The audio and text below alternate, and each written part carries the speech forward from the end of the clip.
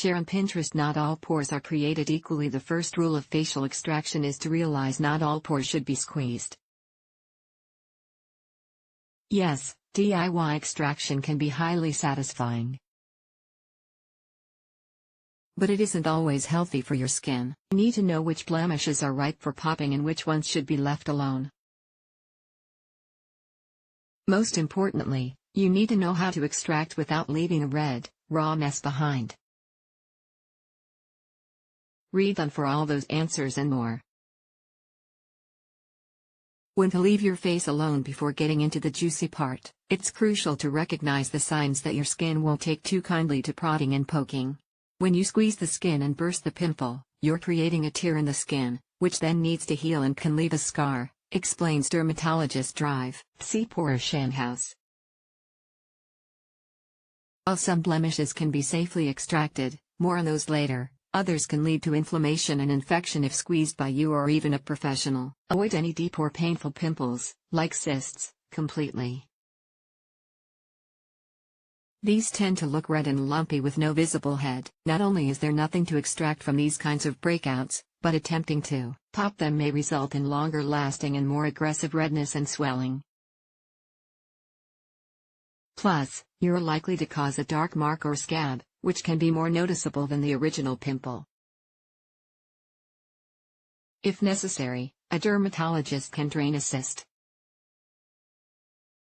When to do it yourself, I don't recommend attempting to extract any pimples other than blackheads, says dermatologist Drive. Joshua Zeichner. Blackheads are essentially dilated pores that are filled with sebum, the skin's natural oil, explains Zeichner. The director of cosmetic and clinical research in dermatology at Mount Sinai Hospital in New York.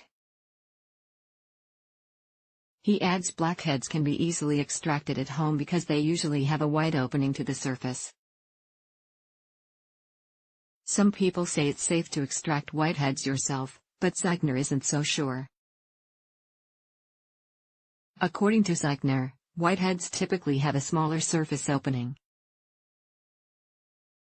In many cases, this means the pore needs to be opened before you attempt to extract what's inside. It's safer to leave them to a professional to avoid damaging the skin.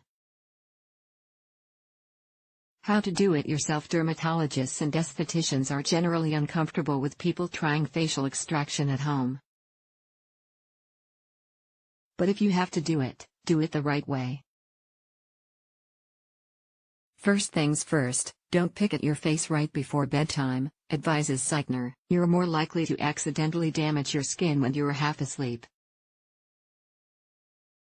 When you're wide awake, gently cleanse and exfoliate to soften skin and make the entire process much easier. Steaming skin is also essential to soften the contents of pores. Do this by taking a shower, applying a warm compress, or simply hanging your face over a bowl of hot water. Next, wash your hands thoroughly. This helps prevent dirt and bacteria from being transferred back into your pores during extraction. While you can use your bare fingers, a better bet is to wrap them in tissue, wear gloves, or use 2 Q-tips to press. Instead of pressing in on either side of the blemish, gently press down, advises dermatologist Drive. Anna Guanche, founder of Bella Skin Institute in Calabasas, California. Ideally, you'll only do this once, but it's okay to try 2 or 3 times total, moving your fingers around the area. You may feel a little discomfort during the process, but you shouldn't experience pain. A blemish that has been properly extracted may look red at first, but it'll begin to heal quicker without looking angry. Particularly tough blemishes may require the help of a comedone extractor tool or even a needle, but these are best left to a trained professional. You usually don't have to do much after extracting, says Zeichner. Applying a mild, fragrance-free moisturizer is enough to hydrate and calm the skin. You can also apply a topical antibiotic ointment if the area is open or raw. Avoid using thick, heavy-duty creams or products containing acids to prevent further irritation and clogging. If in doubt, it's best to leave your skin alone until the next day. When to see a pro: when you place pressure onto a pimple, the pimple may not always pop in an outward fashion, explains Guanche. Many times, the pimple will explode or pop inward, and when keratin is extruded where it isn't supposed to be, inflammatory reaction and further damage can occur, including scarring. Although she believes all pimple popping should be left to the professionals, she recognizes that there are specific types that can truly only be treated successfully with expert help. Inflammatory acne, such as pustules, is best extracted by a pro, as it may require a sharp tool to break the skin. Trying this at home could spread bacteria to other parts of your face and worsen the existing pustule. Similarly, you should never try to extract milia at home. These may look like whiteheads, but are harder and often need a blade-type tool for removal. And if you have an event coming up, let a dermatologist or esthetician handle your extraction to avoid unnecessary irritation.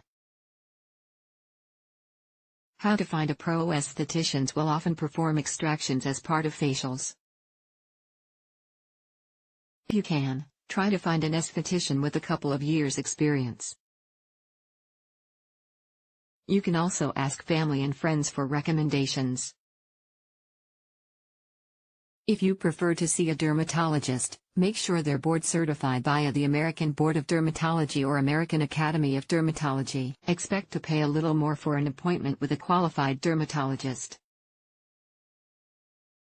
Fees of around $200 are common.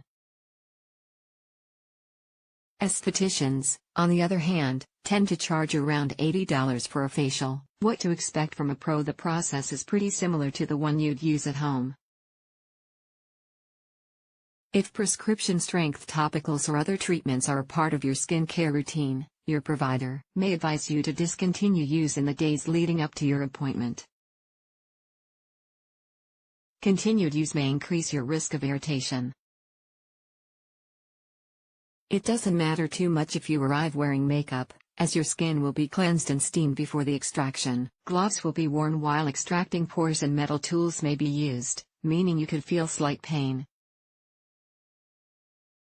Tell your provider if the pain becomes too much to handle. Afterward, soothing, antibacterial products will be applied to the skin. Some clinics use technology such as light therapy to further calm the face. If you're having an extraction as part of a facial, your skin may break out a day or two after. This is an expected, and good, reaction known as skin purging. Overall, though, you shouldn't experience redness for more than 24 hours, and extracted blemishes should begin to heal. When to do it again: extractions aren't a one-off thing. Pores tend to clog up again, meaning you may need regular treatments. Shanhouse, who practices at Beverly Hills Skin Safe Dermatology and Skincare, advises limiting extractions to once or twice a month. This allows the epidermis, or top layer of your skin, to heal and minimizes inflammation or trauma to the skin. In the meantime, you can help soothe your skin by sticking to non-comedogenic products, or those that won't clog your pores, moisturizing and exfoliating regularly, using a clay or mud mask once a week. Bottom line: expert advice says to leave your skin alone and let the professionals handle extractions. But if it isn't possible to visit a clinic, sticking to the advice above will help reduce your risk of severe redness, swelling, and scarring. Lauren Sharkey is a journalist and author specializing in women's issues. When she isn't trying to discover a way to banish migraines, she can be found uncovering the answers to your lurking health questions. She has also written a book profiling young female activists across the globe and is currently building a community of such resistors. Catch her on Twitter